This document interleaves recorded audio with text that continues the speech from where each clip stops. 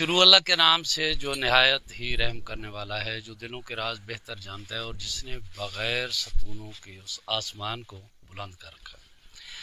नाज़रीन कराम, उम्मीद है आप खैरियत से होंगे। पिछले व्लॉग में कुछ दोस्तों ने कमेंट्स में घोड़े की अफादियत और इसका पालना और उसके फ़वाइद के मुतालिक सवाल किया है। तो पहले शरई लिहाज से देखते हैं कि घोड़ा क्या चीज़ है और ये कितना अहम है। अल्लाह पाक ने कायनात में अनवा व अक़साम के जानदार पैदा किए, जिनमें से घोड़ा भी एक जानदार है और नहायत ही पावरफुल, फुर्तीला और ज़हीन जानवर है। तो जब अल्लाह पाक ने घोड़े को पैदा किया तो अल्लाह पाक ने जनूब की हवा रीहुल जनूब को हुक्म दिया कि मैं आपसे एक जानदार पैदा करना चाहता हूँ। तो हवा ने अर्ज़ की कि पाक परवरदिगार वो जानदार कैसा होगा। तो अल्लाह पाक ने फरमाया कि वो मेरे दोस्तों के लिए फ़ख्र का बायस होगा और मेरे दुश्मनों के लिए वहशत और खौफ की अलामत होगा।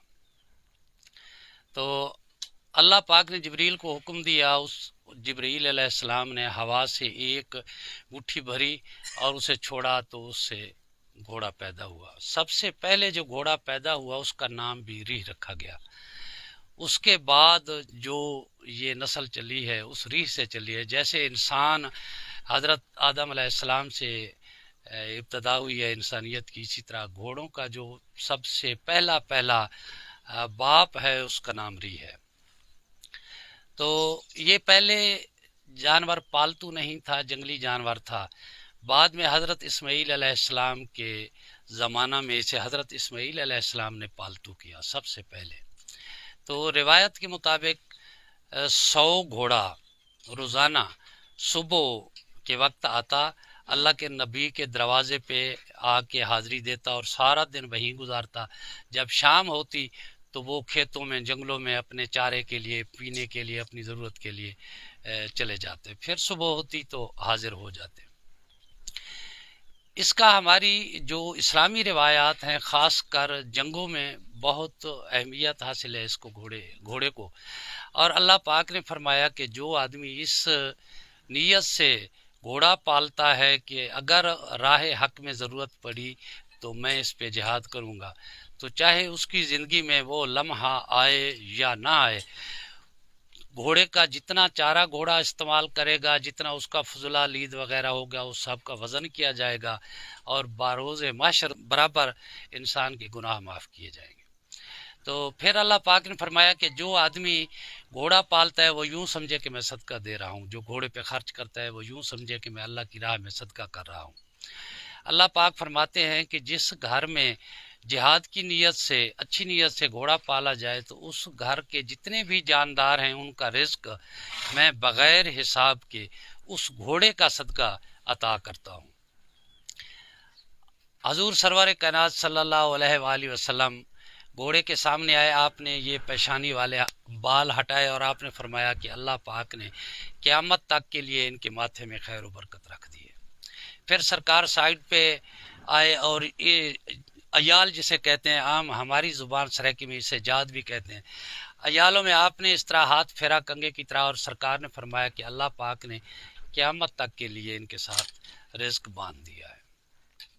तो घोड़ा बहुत ही अहमियत का हामिल है। इसका रखना सवाब है, इसका पालना सवाब है, इसकी खिदमत करना सवाब है।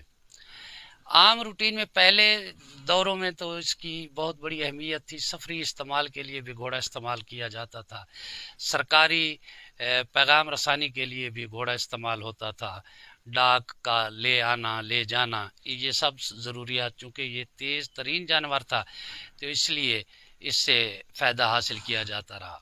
आज के दौर में चूँकि वो ज़रूरियात तो ख़त्म हो गई हैं, लेकिन शौक़ के तौर पे लोग पाल रहे हैं और बहुत ज़्यादा पाल रहे हैं। शौक़ बहुत ज़्यादा बढ़ गई है इसकी।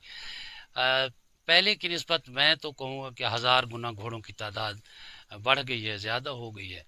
तो जो हमारे तजर्बे में आया है कि ज़मींदार घर का आदमी जो तवज्जो ना दे रहा हो अपने घर की तरफ, मईशत की तरफ, तो उसको एक घोड़ा खरीद कर दो और उसे ग्राउंड में भेज दो।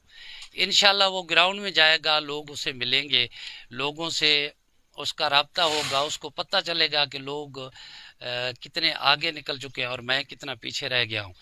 तो उस की वजह से वो तवज्जो देगा अपनी मईशत पे। अगर ज़मींदार है तो ज़मींदार पे तवज्जो देगा, उसकी काश्त पे उसकी देखभाल करेगा, अपना डेरा सुधारेगा, घोड़े की खिदमत करेगा। अगर घोड़ा कमज़ोर होगा तो ग्राउंड में उसे शर्मिंदगी होगी, तो उस शर्मिंदगी से बचने के लिए वो कोशिश करेगा घोड़े को पालने की, उसकी खिदमत करने की।